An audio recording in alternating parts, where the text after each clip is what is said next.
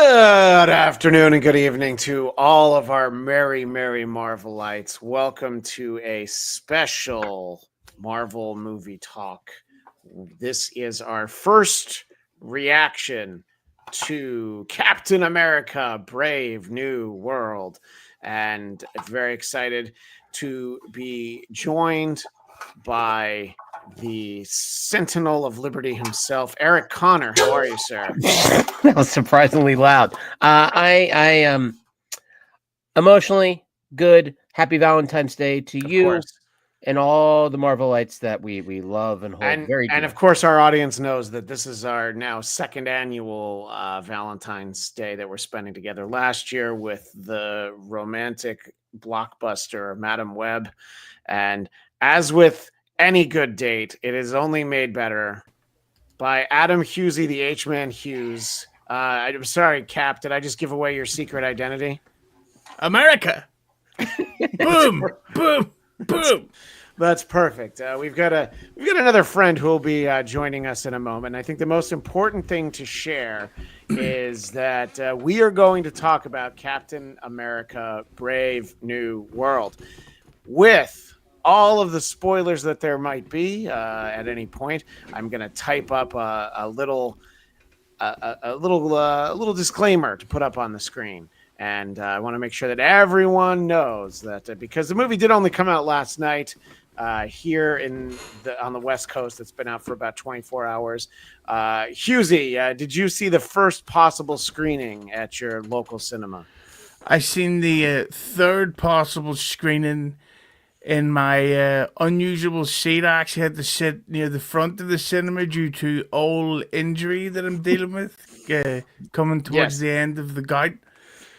So I was just glad to be out of the house, and I'm so glad that I did because I loved it. Yeah, it's worth heading out in the February weather in Ireland in only a sandal because you have gout, right? Oh, a very irritating case of gout because here's the problem. Everybody calls me an alcoholic because to be fair, I do like to show it off when it happens, but I really don't drink that much. My vice is sugary food, and little did I know that I ended up with the Red Hulk's foot for real for about 10 days. Yeah, well, I'm not going to share it with our audience, but you did actually send a photo to me. I think that should be our backdrop. Well, you can see it right there. Our visual audience can see Hughesy's foot. It looks like it's a still from the movie, but it is actually Hughesy's foot. I appreciate you joining us. And Hughes was already signed on to be on another episode we'll be doing about this on Monday with our friend David Brody. And I need to call in the reinforcements because not everyone loves America as much as perhaps I do, not as much as Hughesy does. Not everyone felt the same way about this movie. And I also thought it would be a fun mixture to talk about it. And I think that that's a great place to start, sort of overall thoughts and big picture as we talk about the big picture projected up on the screen that was, in fact, Captain America: Brave New World. Eric, just sort of an overall thoughts and what your expectation was and how this compared to those expectations.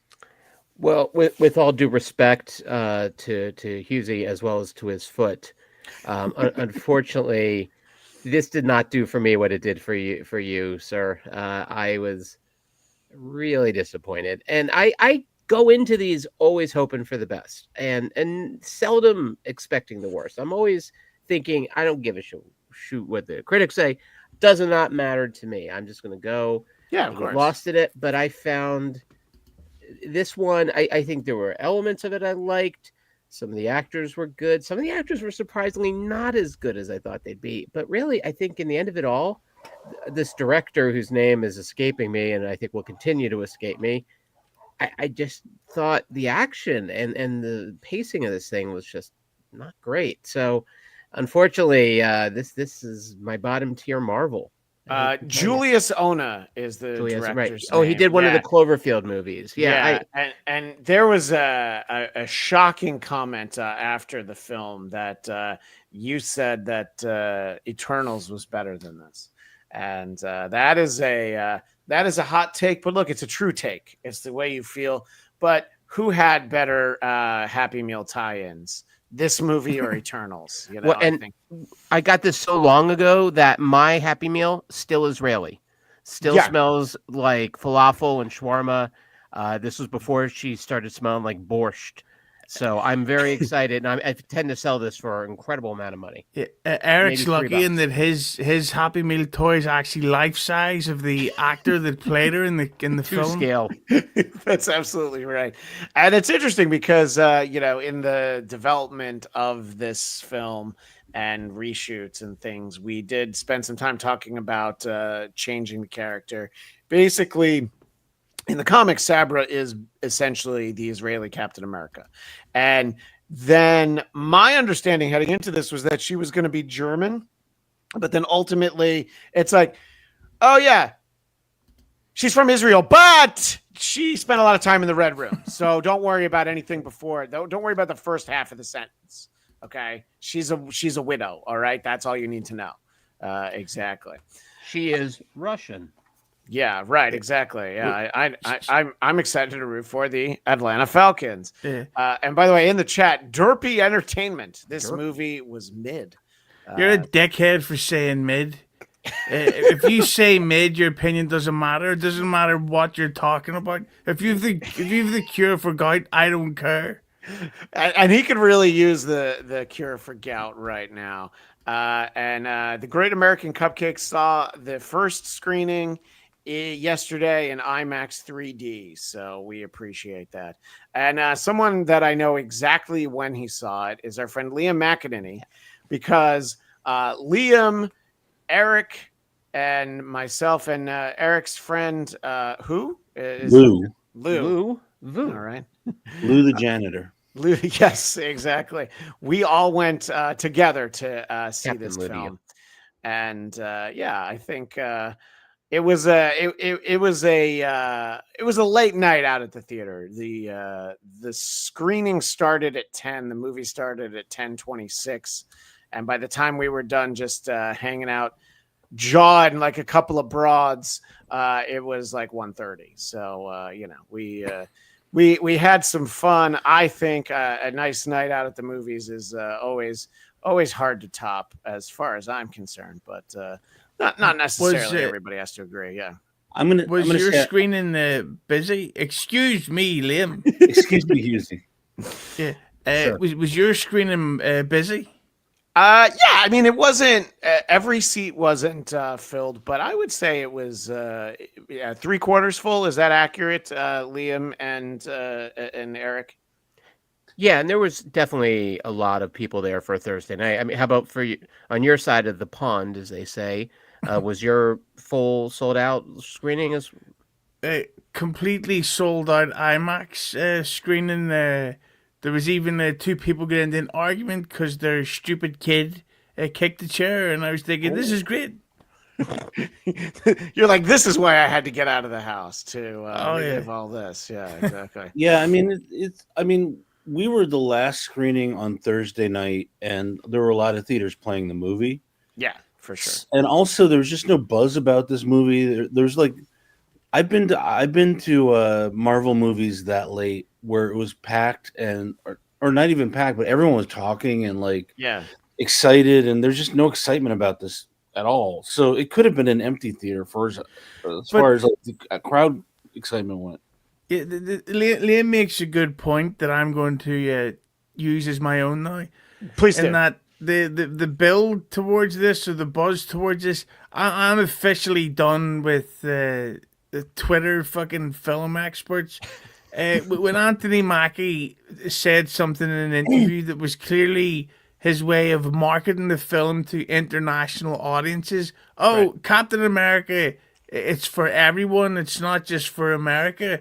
Clearly meaning that the French audience that he said that to was so buy tickets, go see it. Yeah. It wasn't his way of going, fuck America.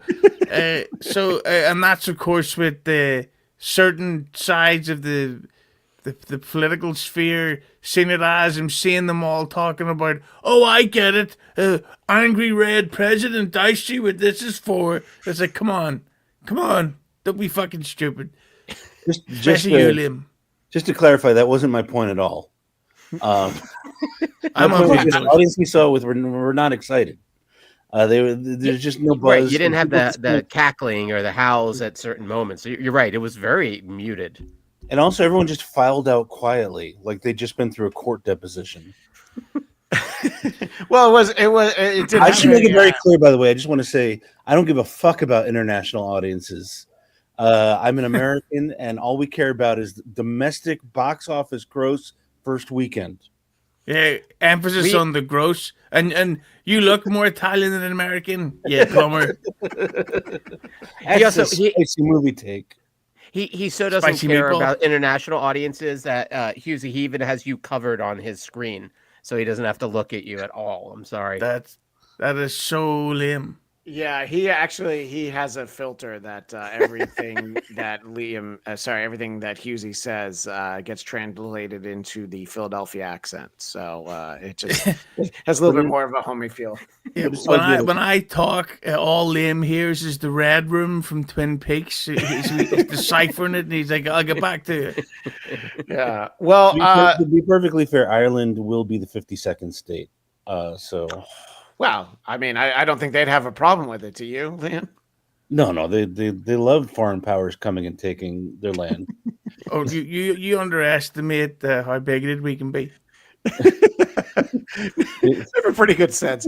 So, Liam, we were starting off, and I asked Eric to just sort of talk about what his expectations were for this film compared to what he actually got.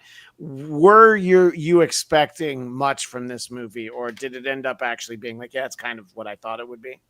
Well, here's the thing: is the first time I saw a trailer was over a year ago. Right. And it was a very cool trailer. It made it look like we were going to get a 3 Days of the Condor type movie. Like the trailer, look, if the movie was anything like the trailer, I would have left very satisfied last night. Agreed.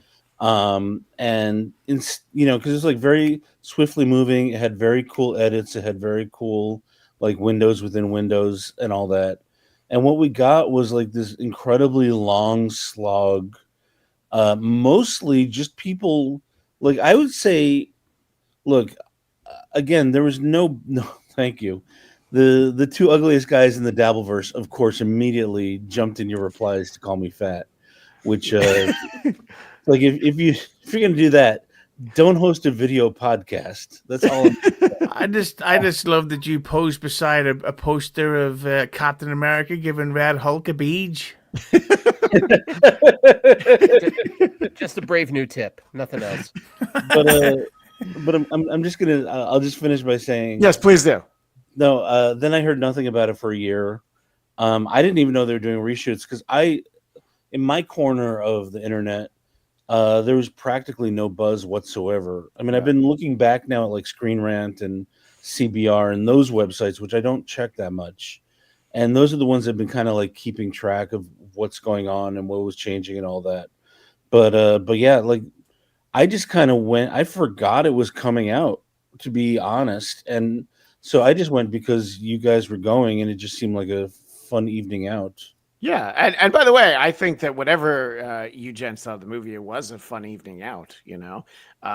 I had to do a make good for Liam from when we saw Craven because I ate my entire bucket of popcorn and didn't share it.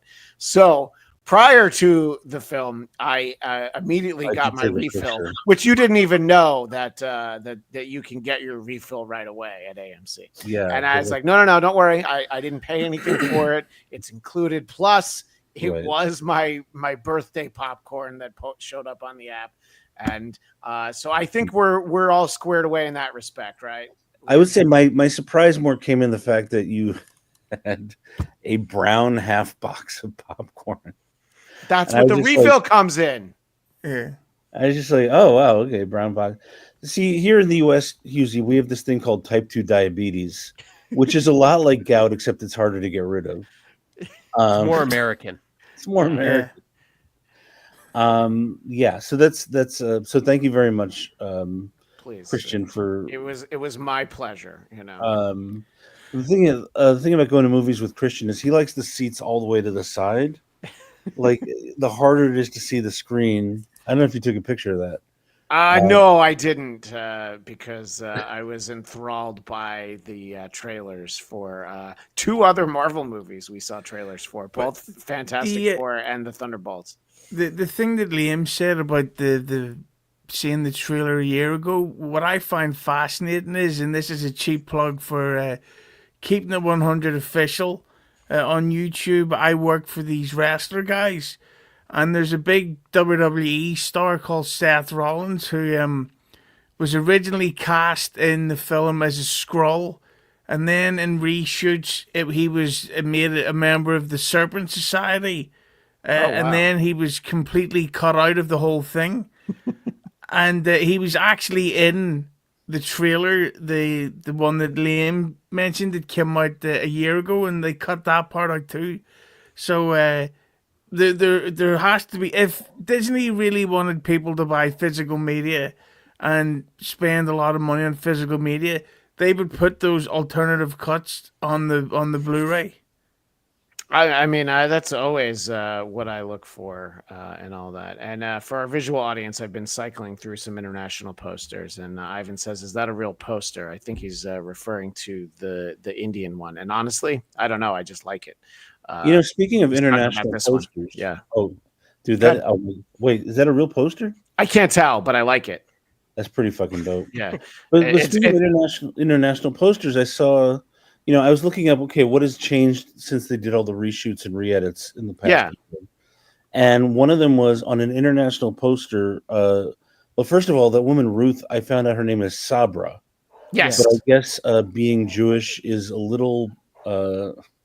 It's a little not politically correct these days. Right. Just to interject, that's one of the things we were talking about before you popped on, is that Sabra is basically the Israeli Captain America in the comic books. I mean, it's essentially their national superhero. Yes.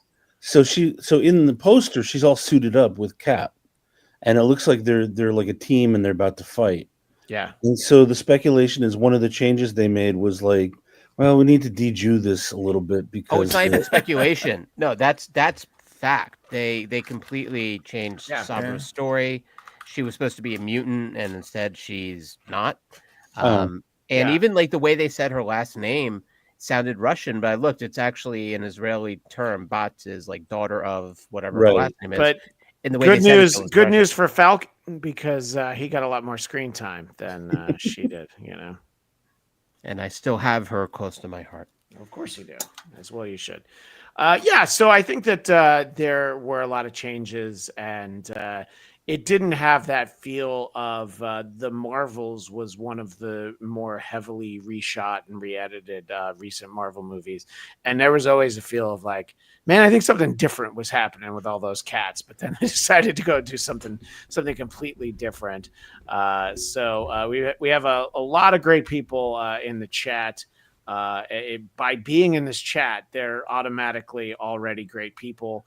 What I like about Sky the Magnanimous is like, look, I haven't seen it, but it's fine. Spoil away. I'll see it eventually. That's kind of the old feel, the old approach to these things. Captain America dies.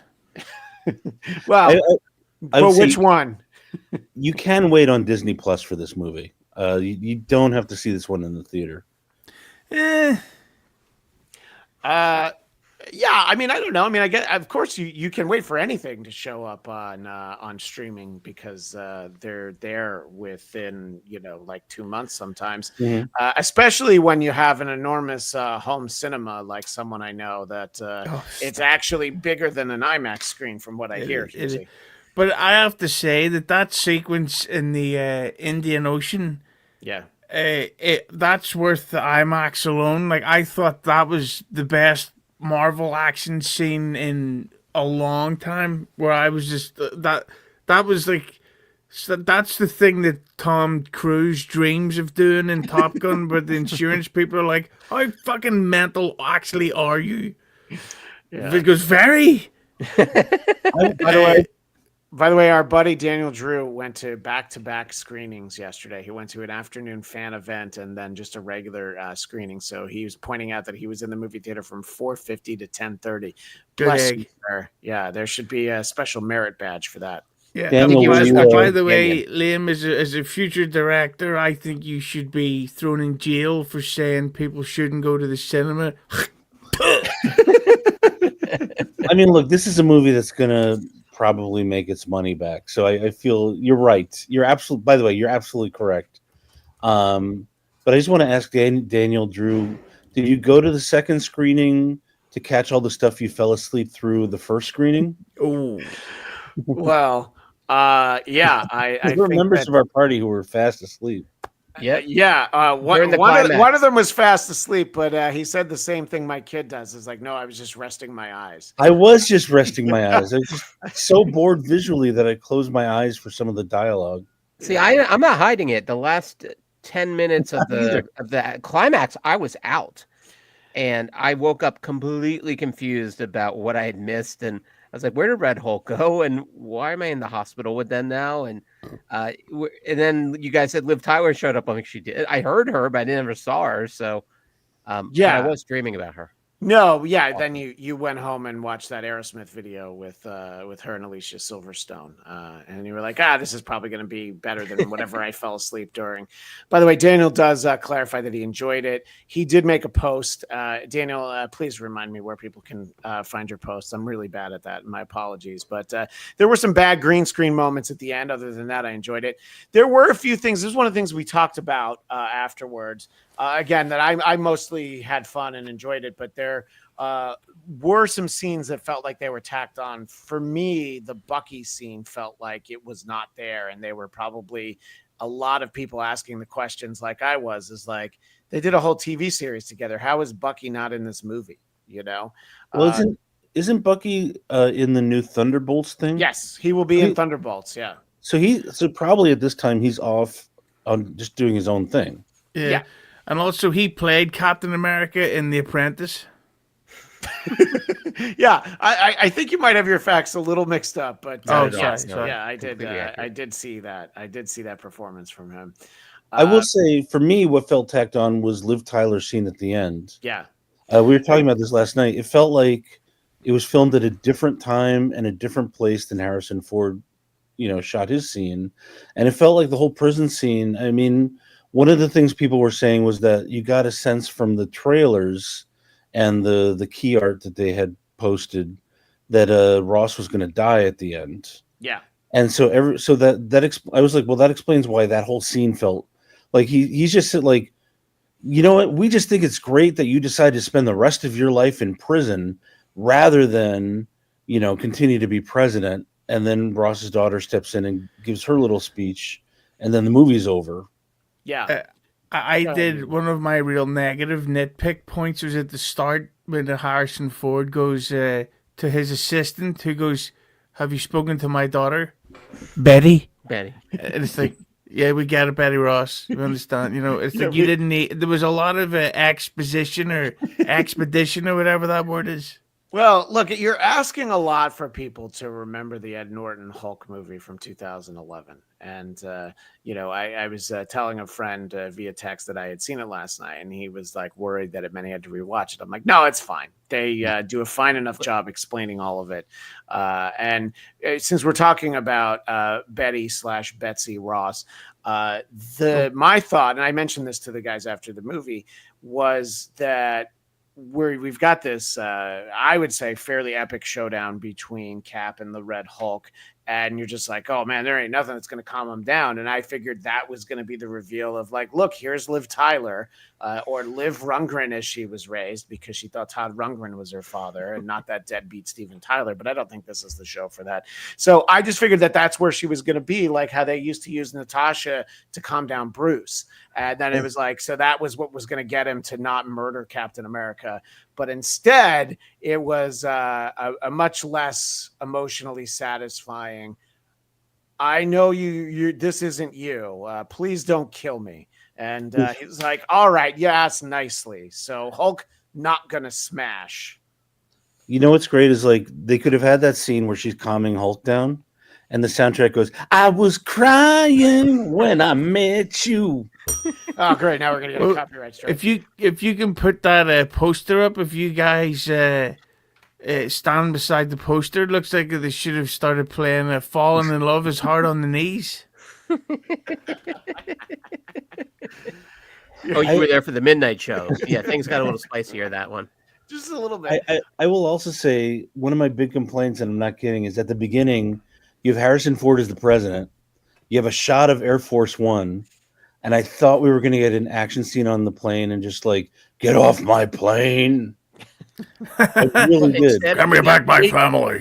Make the call. I didn't call my wife. Really? Well, there's a point where It'd be good if he's seen Bucky. He goes, "It's the one-armed man. The one-armed man."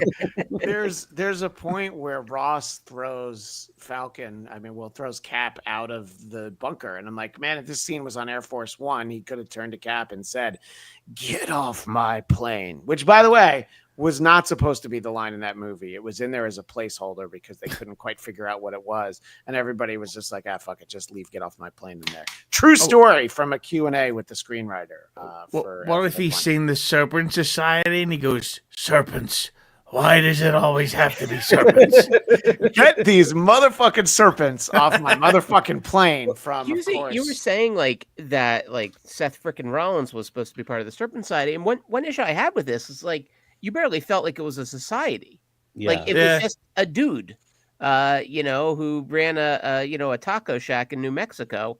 And now all of a sudden he's the one-man Serpent Society. Like I thought that was a place too where Lou was telling us that they added Giancarlo Esposito kind of late. And that's where it's like, you realize like, yeah, there was no sense of like the depth of what he was doing. He just seemed like a loose cannon, all out there on his own. And I feel like that's Serpent Side is kind of an awesome part of the comics. Like I thought that's something like they could have got a little deeper with. Mm-hmm. My theory is when they signed him in the reshoots, he said, "Yeah, I'll do it, but only if I'm in multiple roles." So they were like, "Okay, well, fuck, we're going to have to do some type of thing where they end up getting along in the end." Which is what Marvel does way too often. Make villains villainous again, as Bucky said in The Apprentice. By the way, Ivan Soto said he liked the movie a lot but didn't love it. I will never understand the falling asleep during a movie thing. I mean, it depends on the movie. Also, this movie did start at 10:30 at night. And as I had mentioned to Liam, I went to see Tenet with my wife. And this was back when you could only see movies at the drive-in here in California. And she was like, I'm following it, but it's exhausting. So she just decided to go to sleep for a little bit. And then she woke up in time for the end of the movie and honestly didn't miss anything. And I feel like, Liam, that was kind of your approach to this. This is really the Tenet of the MCU, isn't it, Liam? I mean, I would say I fell asleep during Craven, which that I remember. Entirely justified. Great script. Yeah.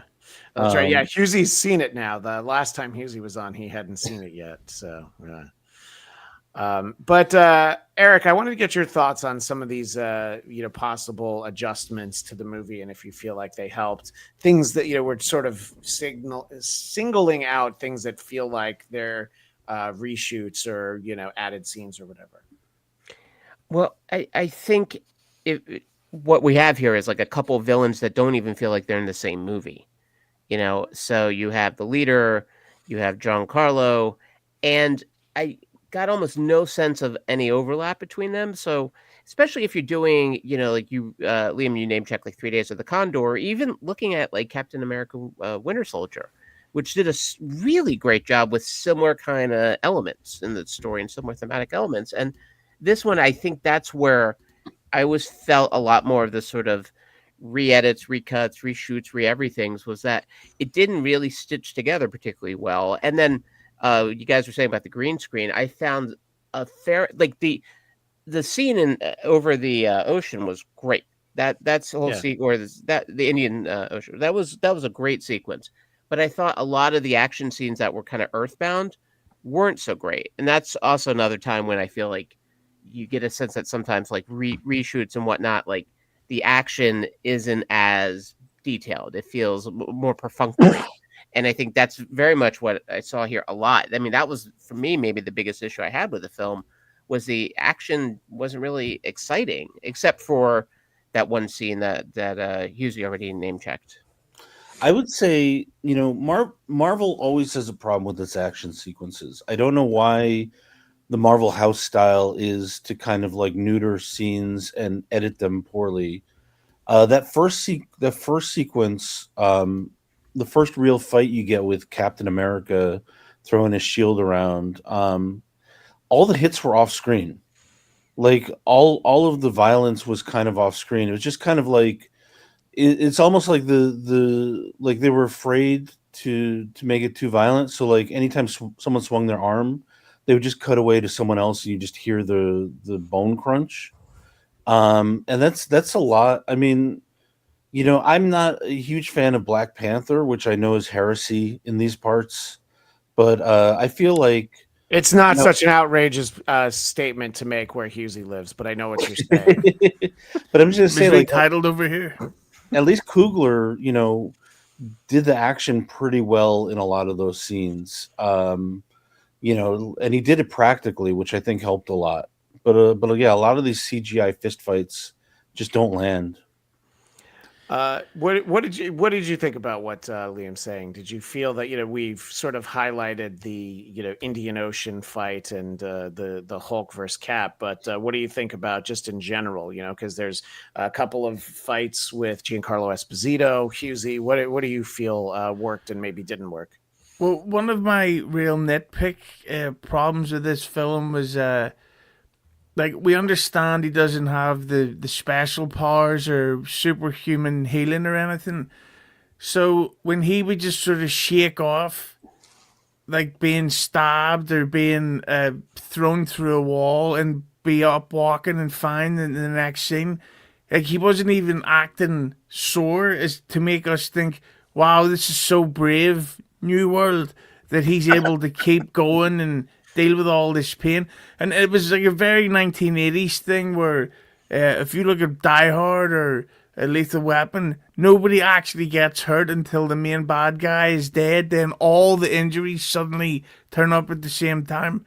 That was one of the things where I was like he's really getting beat up a lot during this film and not having any problems. The show where I felt like this was the hardest to deal with was a series that I loved, the Netflix Punisher series. You're just like, okay, there were how many drug dealers in there? He got shot and stabbed how many times, and he's still trudging, through to the last room. And it can. I guess they expect us to just kind of deal with it at this point. And by the way, Chris Tuthill's got the answer. It's called adrenaline, man, and that's probably what somebody said in some office in Disney. It was like, man, it's all adrenaline. That's actually the name of my superhero, Adrenaline Man. And he only has abilities for about 4 minutes, and then he gets tired. I mean, the thing is, right? It's like Not Goutfoot. I love That's the villain. I love John Wick.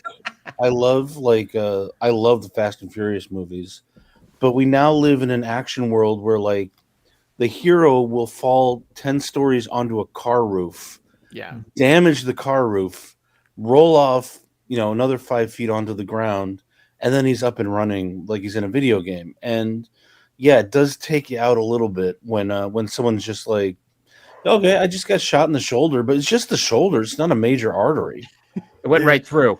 Again, in Die Hard 1, John McClane literally cries because he's afraid of what's going to happen to him. In Die Hard 4, he's hanging off the top of a fighter jet. Right.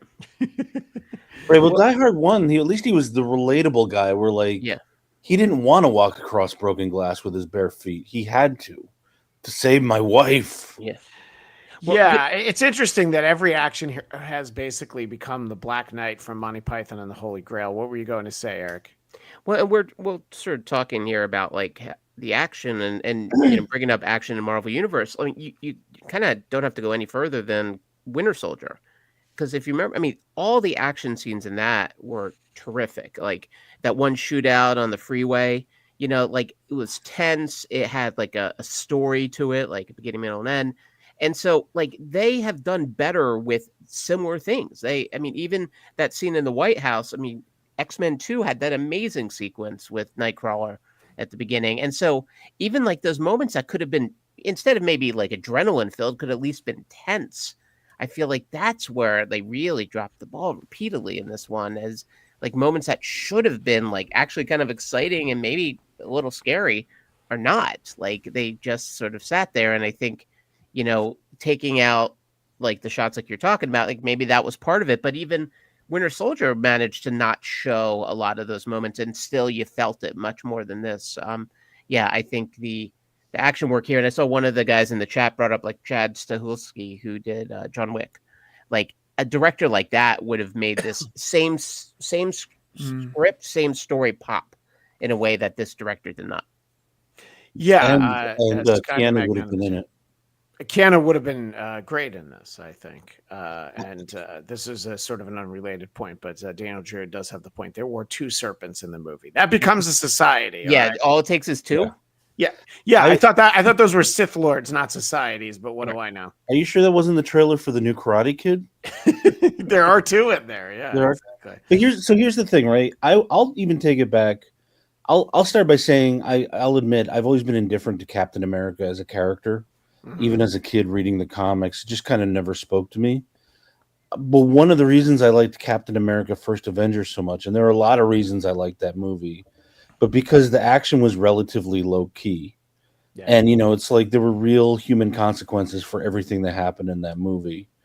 And, it's like, and when you're talking about a movie starring a guy with super soldier serum who goes from being a CGI golem to like Chris Pine, you really kind of, that's a series where you have to kind of make the action, you give the action some stakes, because otherwise it's just, what we saw like in that fight with Isaiah, just 2 dudes fucking punching each other and not feeling a thing, By the way, it's Chris Evans. Chris Pine is Captain Kirk. So, who gives a fuck, man? The people in the chat definitely are the ones who care, but I know what you're saying. And I was shouting out our buddy Daniel. Go to thephantombender.com for his in-depth thoughts, because he usually fills up the chat with them and we try to share them. But if you want to know what Daniel had to say. And again, we're talking about all the spoilers. So Cam Egan doesn't care about the spoilers. Was Liv Tyler as Betty in it long, or just a quick cameo?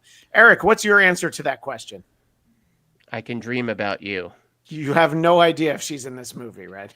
I heard rumors. Yeah. But no. I'll say she wasn't in it long enough for me to finish. That's all I can say. Okay, yeah. Don't lie to this audience, Liam. You completely finished. Yeah, she is in it, but she didn't bring her cleaning stuff, so I was like, well, what's the point? Just so as a shout out to Karate Kid, I stayed up to 2 a.m. last night in my home cinema finishing up Cobra Kai. Thank you. Well, we are very proud of you. And the fact that you could... and Daniel Drew does point out that the big guy that Sam fought in the chapel was Copperhead. So that was kind of the other one that we got. And in terms of Sam being able to withstand, some of the things that you ordinarily need to be superpowered for, they at least did enough of like his suit and his armor would be, glowing at times and being like, well, yeah, clearly this guy can't handle this much of a beating, but the vibranium, thanks to the Wakandans, can. A couple things that I want to make sure we hit on. And again, this is only, the way we do things here. This is only our first conversation about this movie. We'll be continuing it Monday morning at 11 a.m. Eastern, 8 a.m. Pacific. I can only imagine which one of us made that noise, if I had to guess. But I want to talk about Isaiah Bradley, who is the previous Captain America, who we all got to meet in The Falcon and Winter Soldier. I thought that they gave him kind of an interesting story where he's expected to take the fall thanks to the leader. And seeing how we really got to know him in Falcon and Winter Soldier, I wanted to ask you, Eric, your thoughts on how Isaiah Bradley was used in Carl Lumley, the actor who plays him, how he was used in this. It started off fine, and then once he got guilty, or framed for the thing with the brainwashing, like I found the acting got a little hammy at that point. like it just kept playing that same kind of like you understand I didn't do it. It's like at some point like okay we get it. His hair kept taking me out though. Like I feel like if there was reshoots, maybe that was part of it. Was the kind of the Man of Steel issue with the mustache. Something happened with that hair, and so in every scene I was like, wait, did he get a haircut while he was in prison? Yeah, I wasn't the sure. script supervisor ran out of Polaroid film when it came to taking a picture of his head, so we never got to know. But Ivan does feel that his story was heartbreaking, especially the arresting scene, but at least they do let him go. And Ivan, I've seen you ask this a couple times, so I want to answer it for you. Is Red Hulk weaker than Banner's Hulk? I would say so. I think that he's still incredibly strong, though. But we see Banner in that Incredible Hulk movie. Yeah, he's stronger. But by the time, right before he becomes Smart Hulk, I think is sort of peak Hulk potential. And Daniel Drew makes this point. Isaiah did get a haircut in the movie to go to the White House. So, but and then he's in jail for like, I don't know, a week. And it seems like he's been there for months. Keeps changing. So, yeah. So Just imagine all these people who are super strong voluntarily staying in prison in this movie. yeah. Like, I can't imagine a prison that could hold that, the Red Hulk, for Christ's sakes. I mean, I feel like I feel like that last scene with Ross also felt like the studio had just finished negotiating to get Harrison Ford back in for a couple sequels. Yeah. So we might get to see Red Hulk versus Green Hulk before too long, is what I suspect. Yeah, and whatever that movie is, it will not have the word Hulk in the title, because if it has the word Hulk in the title, they have to loop Universal in, and no one wants to do that. So, And by the way, I just want to also say another thing I was reading today is that they were supposed to have a third Hulk in this movie. really, And yes, the scientist. I read it very quickly, so I can't remember his name, but it's a scientist that also turns into a Hulk, and his character was originally in the movie, and then finally it was cut out, and it's just someone who helps cure somebody off screen. oh well, I think we had the right amount of Hulks in this movie, But let's see. So we've got Sky the Magnanimous. I do think Sam Wilson taking the Super Soldier Serum, or half of it, taking on Doctor Doom with Captain Marvel, Spider-Man, Ant-Man, She-Hulk, Yelena Thor. Well, there's a lot of people. Doctor Strange and Bucky would be very interesting. Well, sure, if he's got the most powerful being in this MCU, and then 10 other heavies. I wouldn't look for She-Hulk in one of these movies. It's just a hunch that I have here. Okay. Yeah, one of the things that I got from this was that realistically, I don't know how much more of this in the real world that Sam can keep doing. Like, he cannot be the leader of the Avengers, and it wouldn't shock me if he was unalived in Avengers. What is this, 5 or 6 that's coming up? I'd have to. I think it would be 5, because I think Endgame is 4. But they stopped numbering them, Husey, so it makes it really difficult. At least the Fast movies know to put a number in the title. That's goddamn right. Thank you, Vin Diesel. By the way, speaking of unaliving, is this the first Marvel movie we've seen where someone puts a gun in their mouth and pulls the trigger? Although we don't actually see it happen. Yeah. I don't know. I know that I wanted to do that when I was watching Secret Invasion, but ultimately I decided to, hold back. But that's a good question. I feel like we might, because you see that so often in movies. I'd be shocked that whatever we are, like 28 Marvel movies in, that we haven't had that. But I don't know. We'll have to figure it out, I guess. By the way, the other Hulk we would have seen was Amadeus Cho. Oh, was that really who it was going to be? That's a character on Your Friendly Neighborhood Spider-Man. Yeah. He also has an internship at Oscorp. And that was actually something I was going to say about the most violent things happening just a little bit off screen. That is the Disney approach to that Spider-Man series that we review on this show on our regular episodes every week, where some of the most gruesome stuff happens just off frame, so that they don't have to animate anything too gruesome. So that's clearly a conscious effort right now, maybe even an edict from the Mouse House, as it were. Just to answer Liam's criticism about the people staying in prison, it was because they were choosing to stay, so they probably could break out if they wanted to. But it's like it was that scene with Isaiah and what's her name, Sabra. Sabra, yeah. Mm-hmm. When Sabra, like the hummus. when they're walking through the prison and Isaiah says to her, "You still think I did all this?" And it's like, well, she witnessed you. It's on camera, and there was hundreds of other witnesses. So yes, idiot. Obviously, she's going to think you have something to do with it. Dumb fuck. That was the original dialogue, but it didn't test well in Peoria. Another great opportunity for to be like, I didn't try to kill the president. I don't care. Yeah. Yes. Very nice. Sorry, I believe I brought up the wrong Sabra image. That's I must have saved it in the wrong folder. That's the Russian Sabra. It's a touch of No, that's Israeli. Yeah, that's just embarrassing. So we'll move on from that for our visual audience. No, Sabra is not the actress. No, it is not. It's Shira. Yeah. Wait. Shira, Princess of Power? I was just about to thank you. Yeah. He-Man's friend?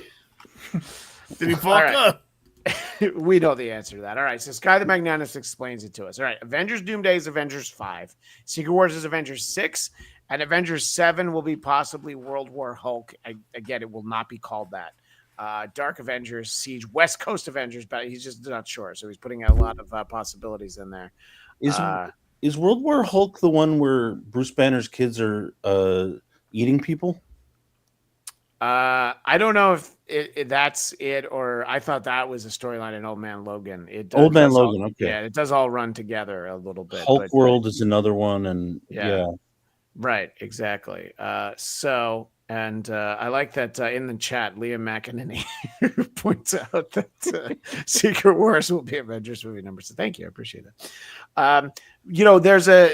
There's a very unlikely reference to a film in this. There's a major plot point that stems from a movie that I think that a lot of us would think that perhaps Marvel Studios would try and help people forget. And no, I'm actually not talking about the 2011 Incredible Hulk movie.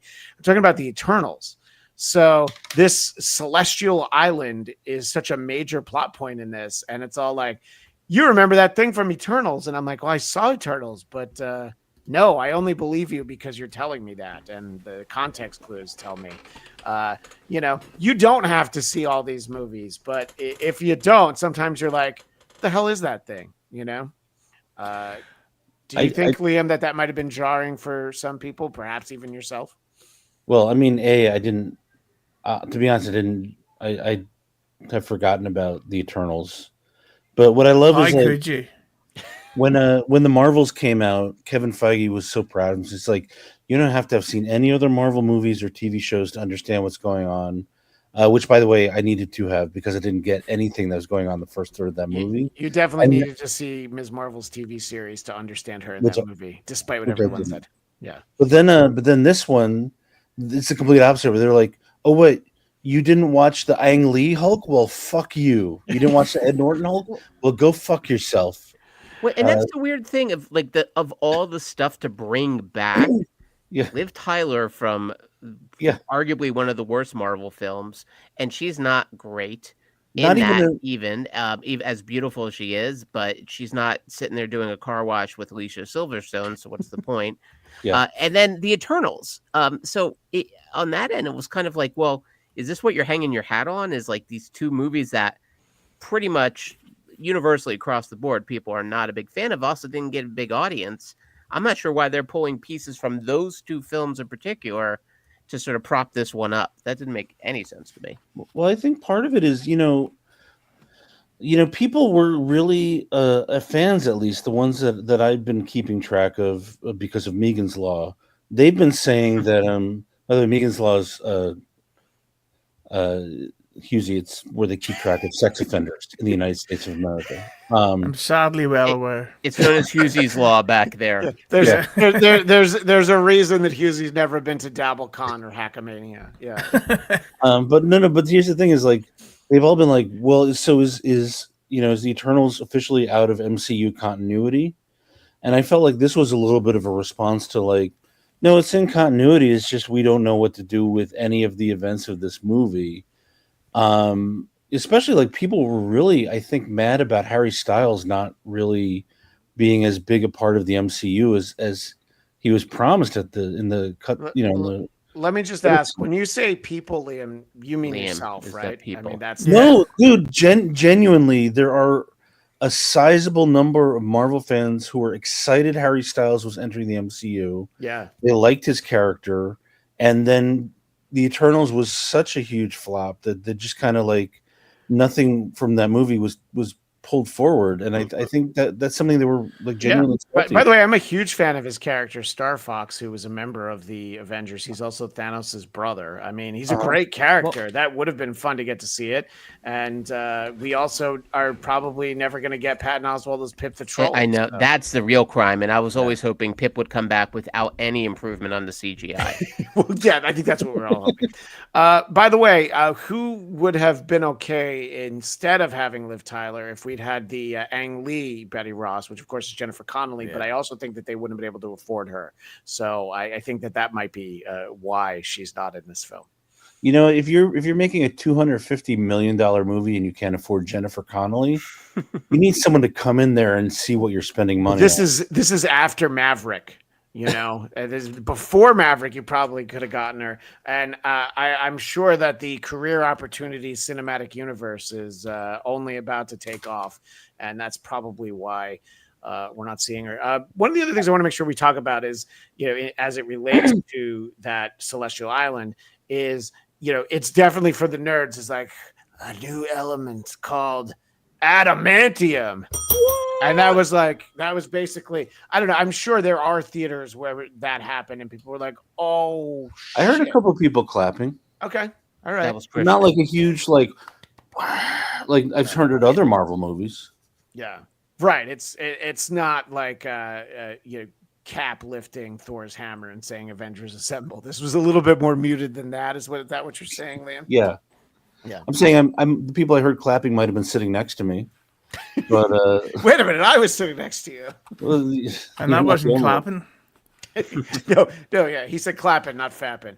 But Sky the Magnanimous would have liked to have seen her in there. I don't know. Look, I think that you have the leader from the. It's funny, I don't even know who directed the Ed Norton Hulk, but if you ask Louis Leterrier, who also directed Fast X.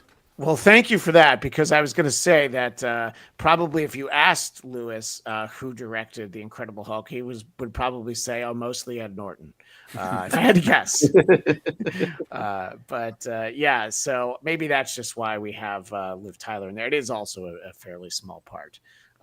But I guess the Empire Records sequel is in turnaround, so she was available.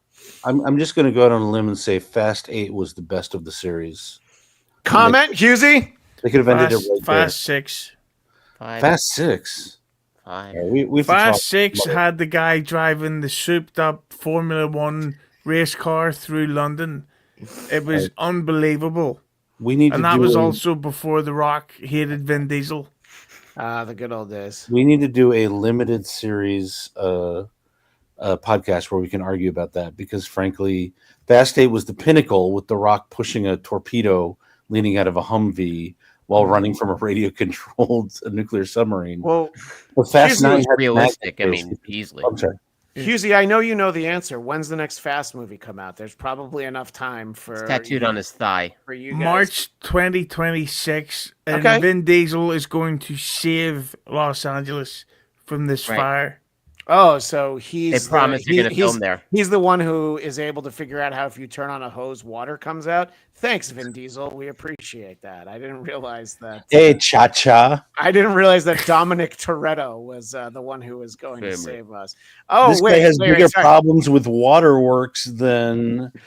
Finish the reference. It's Chuck Berry. Chuck Berry. Chuck Berry. By the way, Ivan Soto says Fast 5 was the best. Well, he's stupid. These are our people. Doesn't these mean are he's my wrong. people. Doesn't mean he's wrong. Doesn't mean Dope asshole. No. All right. So Daniel Drew says some people react to that adamantium name drop in both of my screenings, but not that much. And we're big fans of everyone in the chat. Although there's the one guy who I will not be bringing up his chats. I don't know if you guys have seen it, but there's always that one in there. Which is funny, Eric. If our friend Katie was on here, she would be like, "Oh, you mean this one?" I'm like, "No, I said I didn't want to bring them up." Yeah, and Ivan gets an apology from Liam. It's a subject he's very passionate about. Yeah, so that's fine. No, nobody's fighting here. Everybody's having fun. So did that get any pop for you, Eric? Because that's not that late in the movie, so you might have still been on board, or you were like, adamantium sounds cute. It seemed like a hell of a stretch to get us to adamantium through the Eternals. It's a big ask of your audience at that point. We're all waiting for X-Men, but it's so far off.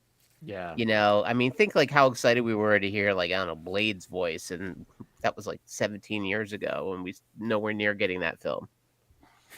Do you mean when we heard Blade in Eternals, when he called the Black Knight, he called Dane Whitman? Yeah, I know. We're getting that movie. Jesus Christ. Are you talking about Blade? Yeah. The vampire? Yes. The vampire. The vampire hunter. Vampire who hunts other vampires? Yeah. He showed up Mahershala Ali speaks to the Black Knight in Eternals. So there are so many properties that could have stemmed from the Eternals that just haven't. Mahershala Ali is a fine actor, but he's no Blade. No, there's only one Blade. The world agrees with you, apparently, Liam. He has no Blade yet, so we still only have Wesley. Yeah, exactly. I hate to put up comments that will veer off from the topic at hand, but Chris Tuttle says, I think not enough people are behind my push for John Turturro as the next Batman. Very frustrating. And Ivan Soto does make the point, isn't he Falcone? So, yeah, it would make it tough. But that's the problem. Yeah. So in any case, does that mean anything to you, Husey? Do you get excited about we're like one step closer to X-Men because now the element that's bonded to Wolverine's skeleton is at least mentioned in this universe? It does. It was very exciting for me, but I don't know if you've seen the report that said that the Marvel X-Men film will begin production in 2026. Yeah. So I'm assuming there's going to be excuse my French, a mouthload of announcements coming this year. Yeah, maybe our friend Daniel here, who's saying it's so far off, we don't know when we're going to be X-Men yet. Daniel, I know you, that when you're at San Diego Comic-Con this year, I know you'll be camped out if you had to see the announcement in Hall H. He was there when Robert Downey Jr. took off the Dr. Doom mask, and he'll be there when finally Doug Ray Scott gets to take over the role as Wolverine that he had to turn down 25 years ago.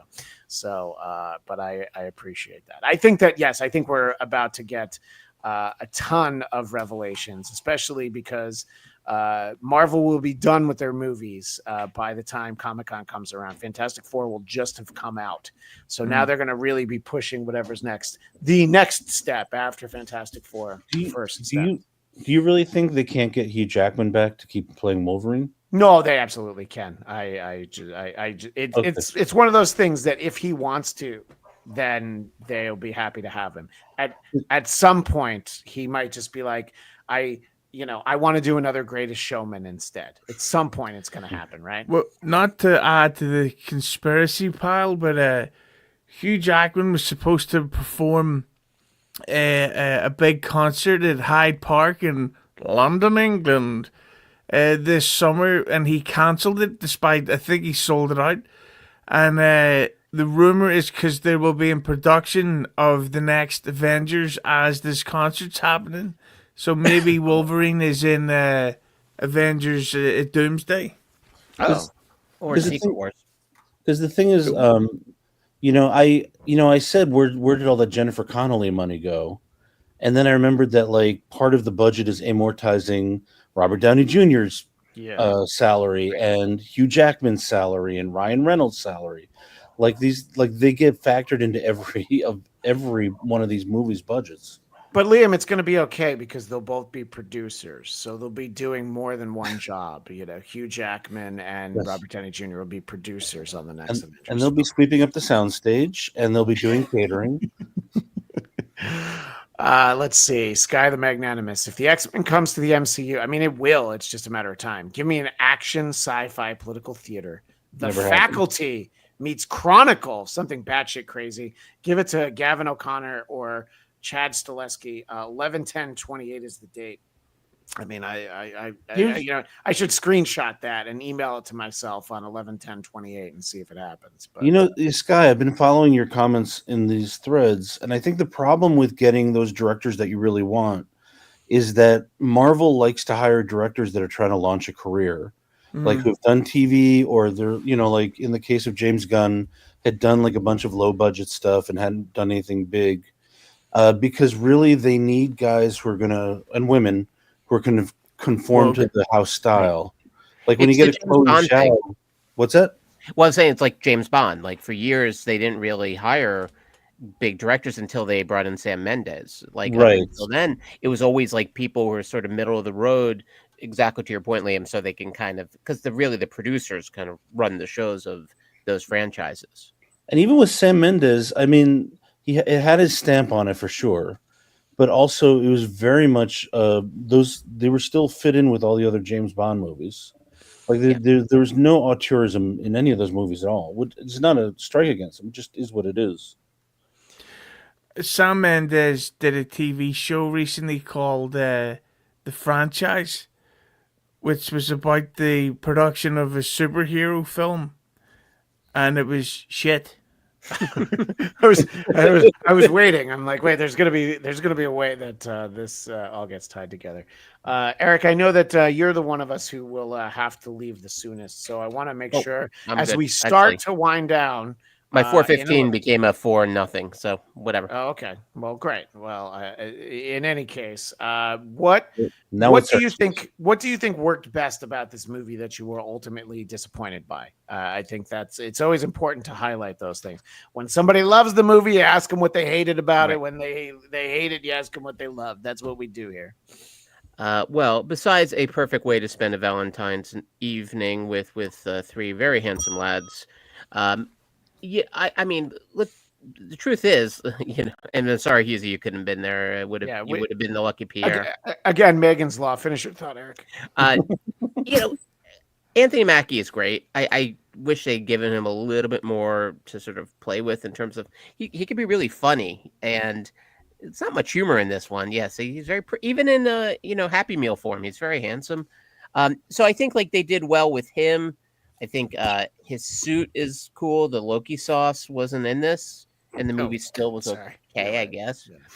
But I think they've set him up nicely. I agree that I don't quite see him as leading the Avengers, but I think they've definitely set up in a way that he'll be important in Doomsday and Secret Wars.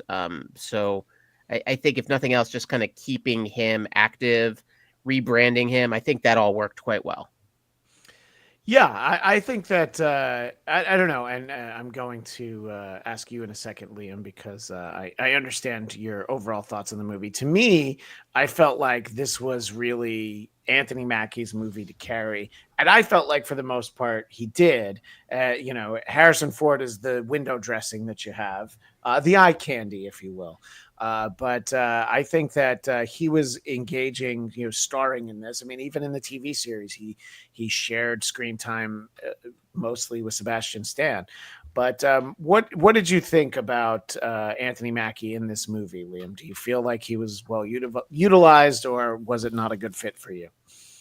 I'll say a couple of things. First of all, I shouldn't be enjoying watching a movie more than Harrison Ford is being in it. And just because that's what was happening. And just Ivan keeps asking this in the chat, and I just want to answer it real quick. The reason he was in prison at the end was because he was actually torturing people, and he had direct knowledge of illegal activities that he had personally authorized. And I just want to answer that. But he had something on his hard drive. 6,000 somethings on his hard drive. Yes. Because he was in the movie Firewall. That was why. The thing about Anthony Mackie is, I think Anthony Mackie's a legit movie star. I think he's a guy who definitely carries this movie on his own. I just think that for whatever reason, they were trying to fit him into this mold of a Will Smith type star, where he's like doing some real like now I'm busting your chops low key, but I consider you like a little brother, and it's all cool. And that's not Anthony Mackie's zone. He's not like the laid back Will Smith kind of like, everyman superstar. He's a real fucking tough guy, and he's not like a super emotive guy. And by the way, fucking stars from John Wayne to I can't think of the guy. I mean, Robert Downey Jr. What's that? Peter Dinklage. Peter Dinklage. I mean, whatever. But Sean Bean. Like they all carry movies not being that guy. I think it's very interesting that they're trying to make Anthony Mackie into something that he's not 100% great at. Yeah. And Daniel Drew says that he's a president taking accountability for his crimes. But the second part of his comment we'll save for another time, because I don't want this to turn into a political conversation about anyone other than President Thunderbolt Ross. Skyler Magnanimous wishes that Anthony Mackie, Harrison Ford, and Danny Ramirez were in a better film within Captain America: Brave New World. Yeah, I can understand that criticism. I mean, I was able to enjoy it. I think that some of the sequences were consistent with what I like about other Marvel movies. Earlier, Liam was talking about Captain America: The First Avenger, which has long stood as my favorite of all the MCU movies, because it's the one that is a great movie with a wonderful story and everything. And it happens to have some superhero stuff. Usually you're starting with the foundation is the superhero stuff, and then you build on top of it. So I think that that's still my favorite. And obviously Winter Soldier was great. I feel like this kind of keeps in line with the Cap movies. The third one, of course, being Civil War. Which I rewatched again recently. Did not care for. Did not care for it. Even though Spider-Man was in it, I do remember that there was a lot of excitement about that. Spider-Man's been in a couple movies. I'm over it. Oh, it's a hot take right there. So I think that this is kind of consistent with the reactions have been to this movie in general. Not everybody's blown away by it. I know, Husey, you did highlight one of your criticisms. Are there others? And again, we'll be talking more with Husey and our friend David Brody on Monday. But I wanted to let you chime in and rain on Anthony Mackie's parade if need be. Well, I'm a big Anthony Mackie fan this week, because in my palatial home cinema, I just watched his film Elevation, which I was told was crap, but I watched it. It was actually pretty good. It's about people who... It's basically like The Quiet Place, but for height instead of sound. So go watch it. And that the Morwana, somebody from Deadpool, is his co-star in it, and she's pretty good actor. But anyway, no, I did like Captain America 4. I just think that things like Sam Wilson having no pain or no injuries during it was silly. I thought some of the dialogue was bad, and I really didn't like the song picks. I'm a rap fan, but that Kendrick Lamar song they picked for the end credits was shit. And it didn't make any sense, where he's speaking to someone in a hospital bed, and then old school soul music kicks in and there's a guy rapping. It's like, what are we partying for? You're a Drake defender, admit it, Husey. I got the feeling that there was another song there, and then Kendrick had a moment, and Marvel was like, "Oh fuck, let's get Kendrick. Let's get Kendrick." Yeah. You know what? I think that actually makes sense. We were talking about Harrison Ford, and Liam said that idea that you're trying to enjoy a movie more than he enjoys being there. I mean, have you seen any of the Star Wars movies? I guess is the first question. Did you see Indiana Jones and the Crystal Skull? But there is this clip from an interview that's making the rounds that I want to share. You guys can see this clip right now. The frozen frame alone is worth it. Yeah, it kind of. So Wake let me up, know. Harrison. You're on camera. Don't worry, he will. Let me know if you're not hearing it. Otherwise, we'll give a listen. Ali McBeal's on. Part of your brain that says, I look like an idiot when I'm playing a Red Hulk. You know, the behind the scenes footage of this, you probably look like an insane human being. I don't want to break your bubble, but that's what the money is for. To silence that part of your brain. Gone. Gone. It's like magic. Now, if I wanted to be a dick, I would stop the clip here. But let's just keep listening. It's not magic. It's commerce. No. But Yeah. which is not to say that I'll take money for anything. Sure. No. I Except want to for make Star sure the Wars. trip I'm on is one that an audience will follow. Yeah, so then he goes on to say that. Do you think that addresses what you were talking about, Liam? You might be able to write this shit, George, but you can't say it.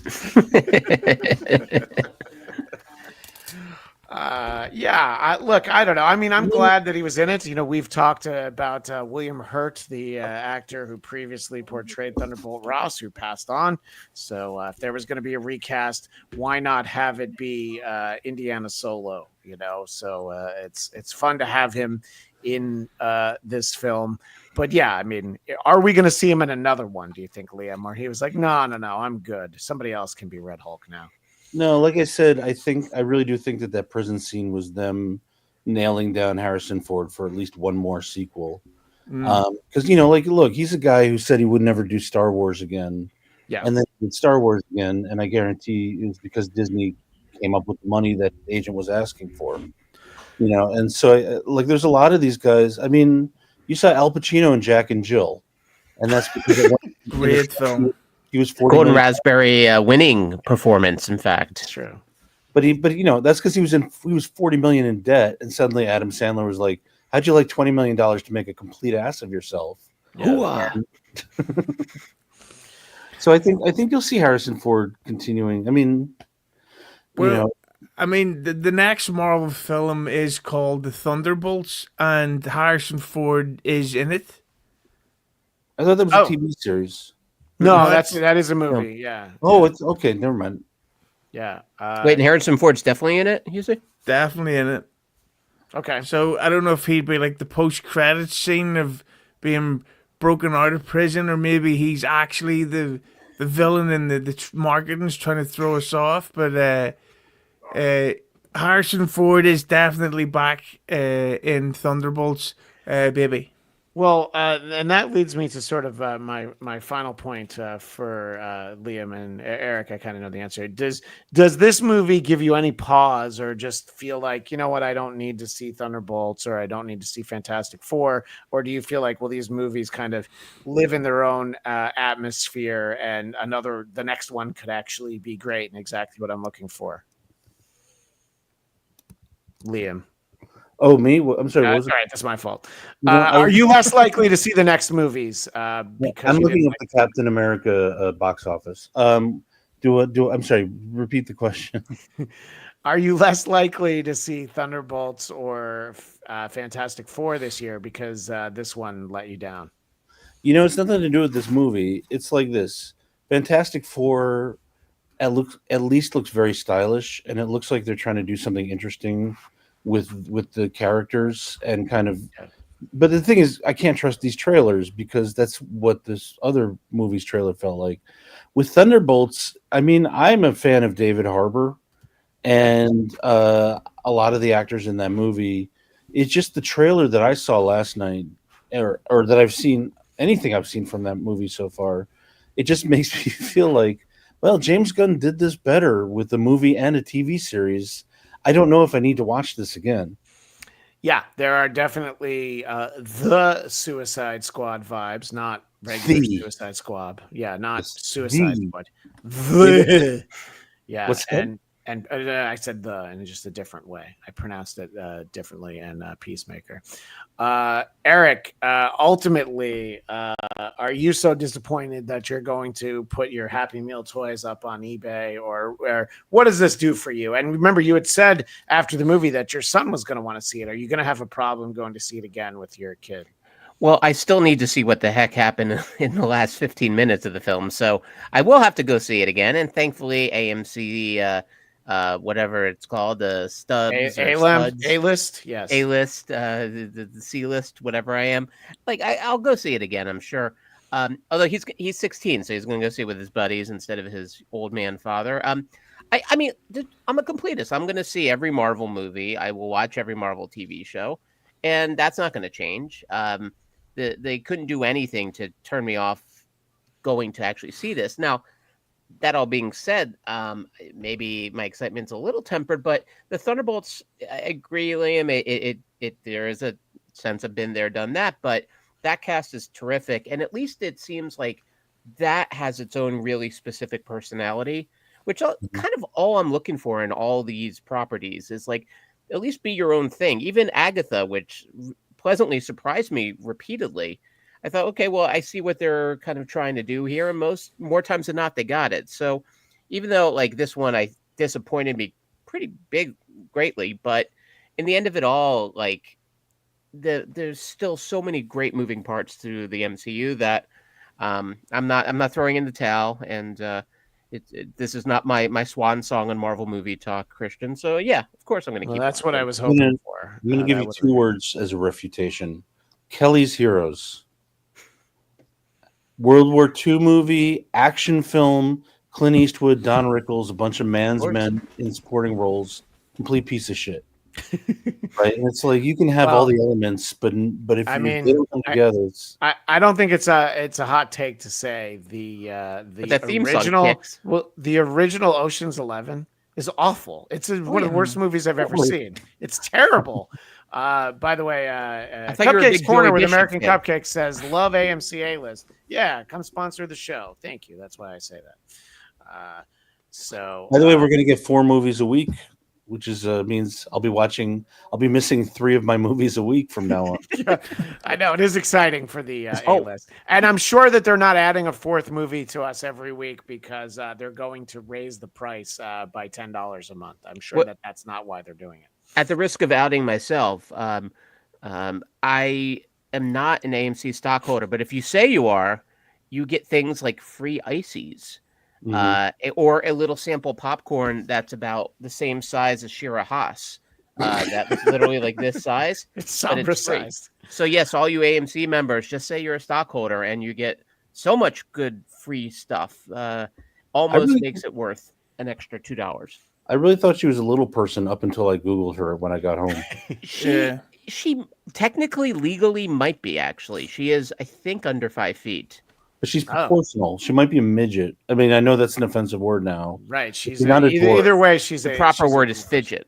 the fidget spinner. Husey, I know you're going to do your homework before our next episode. You're talking about seeing this movie again. Are you going to see it on a bigger screen? And by that, I mean at your home cinema. I don't know if it's worthy of the bigger screen. It'll be at the end of the day. I love this, and I just sent Eric on Instagram my Red Hulk guide foot photograph. Thank you. Yeah, no, this was a win for me. I am very looking forward to Thunderbolts, and the fact that it's not officially been confirmed, but Downey Jr. is in Fantastic Four. Sold. Just get more Marvel. Make them. Even an average Marvel film is better than most of the blockbuster shit that I'm bored of. So I think this is going to be a good year. Daredevil looks good. Yeah. There's a Captain America and Black Panther video game coming out that looks like porn to me. I just I'm a big Marvel guy in 2025. Can I just also point out something? This is why I was Googling instead of listening to you earlier, Christian. I'm sorry. So right now, box office wise, this movie is underperforming. It's unless people get really excited and come out in droves this weekend, it's going to make about 90 million, which is actually I think less than Quantum Mania made. So unless there's a big international boost for this movie, which there probably won't be because China's actually developed its own blockbuster series system now. So it looks like this will be another in a string of Marvel movies that won't make its money back ultimately. Well, while you're quantifying the international box office, did you not hear me say that Hughesy's going to go see it a second time? So, Oh, well, in that case, sorry. Well, in that case, Ireland will be bumped up to $22. yeah. I'm going to ask the chat, and I'll also ask Husey. Does anybody want to see a picture of Hughesy's gout foot? No. Because I'm not going to show it. I did anyway, but I didn't want to. I'm gonna print that. I'm putting that on a T-shirt from when we see right. Thunderbolts. You know what? That's something to get people to tune in on Monday at 11 a.m. Eastern, 8 a.m. Pacific. By the way, thank you for that, Husey. What was great was I opened my DMs. I saw a picture of your normal foot, and I was like, "Oh, that doesn't look so bad." And then I scrolled up, and then suddenly there was your gout foot, and I was like, there it is. It's the same way. I don't know. Chris Tuttle wants to see it, but I say, can we give them a teaser of it? First taste is free. Only Then you show gotta it- pay. Give us a toe. If you can make it's it another black, win for the toe. Super chat to see the ankle. if you can make it black and white, show them, and then we'll do the color version on the next episode. So Kyle in the chat, great to see you, Kyle. Looked it up. So the actress is 4'11", and the cutoff for that term is actually 4'10". So She's she legal, just makes fellas. the cut. Yeah. Is she seeing anybody? Only part of them. Peter Dinklage. Yeah, and thank you, Sky the Magnanimous, and thanks everybody for being there. I'll have to see if Brody wants to see your gout foot. But boy, what a great way to tease our future episode to let everybody know that they might get to see Hughesy's gout foot. Yes, Eric. Is it bigger? Is your gout foot bigger or smaller than 4 foot 10 inches? They used it in the Indian Ocean scene. That was the celestial in the ocean was your foot. Well, Eric, if you check your Instagram right now, it'll be in so we can get your live reaction to the photo. I guess I have to. I think you have to look at it. Reaction videos are big, Eric. We need this. Yeah, exactly. This is basically like. Can we having go full screen on Eric? Yeah, that's exactly what. By the way, So was I tagged in this image or is it in my message? No, it's in your it's DM. DMs. Yeah, he slid into your slid DMs. in my DM with that foot of yours. By the way, Who the Husey, fuck is Adam Hughes? Oh wait, that's you. my genuine condolences. on Don't it. dox him. What are you doing? Oh, okay, that's his reaction. Oh See. God, Hughesy, I'm so. Do I need to send you my blood? Yeah. No, I've got enough of it, as you can see. Not that fluid. That's not the one he wants. But Well, the rest I already sent him. oh yeah, obviously. I've been a fan. Though if it helps, it's getting better. I just can't bend my toes, so I'm walking like I survived. Well, I'm not going to say that. Thank By the you. way- I appreciate that. Thank you for self-censoring, Husey. Just need just to so you know, start- Hughesy's not that bad of a person. No, I of was course at the not. beach and I took a picture of my gout foot and I put it right on Instagram. Yeah. Like, didn't even think about keeping it off. No, of course. I and again, you want to keep people subscribed. You want them tuned in to future episodes. And again, we do have a large contingent is, of course, audio listeners. So the Hughesy's gout foot is something that not everybody gets to see. Do we need to do a GoFundMe or a GoFootMe or something? Like, what do you need? How can we help? Send me money. I will accept money. I can do that. So I would like Husey to let people know where they can find his content, including an episode just from this past weekend with Liam, myself, and our friend Kaylee talking about David Lynch, which somehow dragged me into a Twitter conversation with Stevie Lou that I wasn't expecting to wake up to, but there it was. It happened. Yeah, it's Valentine's Day at the time of recording this, so no better time to watch Blue Velvet, the classic. True romance. But No, to not see- true romance. That film is a true romance, is what I mean. Oh, it's funny as well, and if you really hate French people, but you can go, you can find that episode for free on all podcast streams, but the video version is over at Hughes Entertainment on YouTube, and I'm at the Hughesy on Twitter and Instagram. don't DM me or you will be blocked. Let's see. That's Husey with a Z, right? Yeah, so that people know that I'm tough. Yes, I do believe that that's what. And by the way, before we go, since I have you both here, I'm figuring out a way that I can get everyone to watch another Stakeout free, because if we're gonna do this, I don't want you guys to have to pay for it. So we're actually going to be doing another Stakeout podcast. I want to do it in the next couple weeks. Yeah, I think we have to. Yeah. Do you want me to try and get Rosie O'Donnell to Skype in? Yeah, or I can just get my mustache if you really. That's fair. Ironically, a shaving of a mustache is a plot point of another Stakeout too. Really, I forgot about that. Chris Tudhill says Valentine's Day, and I'm asking an Irishman for foot pics. I knew it. Earlier Liam was saying maybe the worst Valentine's Day ever, but I think that might take the cake a little bit. Eric Connor, where can people find you? Well, now that I've survived seeing the foot, you can come and slide into my DMs at Count Eric Connor, ERICCONNER, over on Instagram. I think I still got that up at X, aka Twitter. And if you're local in LA or even in Northern Cali or anywhere in the United States, come out to see myself and El Sassy Pants, Katie, Tuesday night at the Pack Theater. I will be sharing the stage with her in human form. So would love to see you there. Yeah, I'm going to see if I can make it to that. But when is that? Tuesday night. Yeah. Right. I'll send you the info. By the way, important question in the chat from the great Go-Go Gadget Wang, Kyle Bellardo. Worst movie with Rosie, another Stakeout or Exit to Eden. Exit to Eden has the distinction of a film that had reshoots done on it.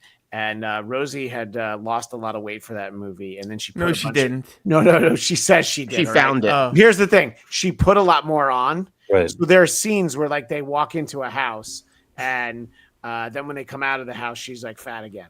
So she lost weight. It's just she couldn't see it because it was all attached to her ass. Am I right, folks? Dana Delaney and Exit to Eden are the only scenes I saw in that film. Yeah, repeatedly. Yeah, and, more like Exit to Eden. Am I right, guys? That bitch. Another steak in. Am I right, fellas? Yeah. Exit to Eden, foots down is what Liam says. And I appreciate that. So, and Liam, speaking of you, where can people find your channel that you're getting up and running at this moment in time? So as I said, I'm kind of soft launching I'm doing a podcast channel on YouTube also, because it just seems like a good way to make not enough money. Correct. So you can, but I'm doing good on that front. I've got almost 1,000, a third of the watch hours I need to start monetizing. I've got a lot of subscribers, but I'd love to get more. Go to seeliam.com, SEELIAM.com, or watchliam.com. And either one of those right now will take you to my YouTube channel. I'm going to be posting some original content next week. Right now, I'm just posting a lot of like old movies and stuff that I also like.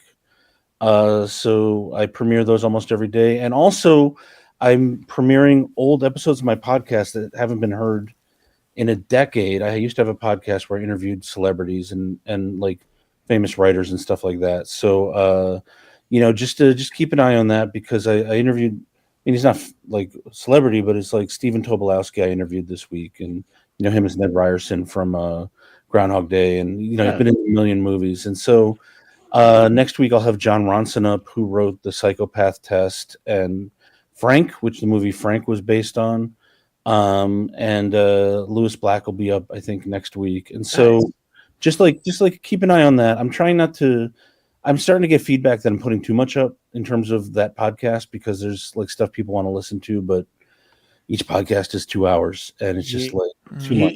People should realize that just because it gets posted doesn't mean that they have to watch or listen. No, you have to watch it. Unless be successful. That content is over on the Blackcast, at Blackcast, BLADTCAST.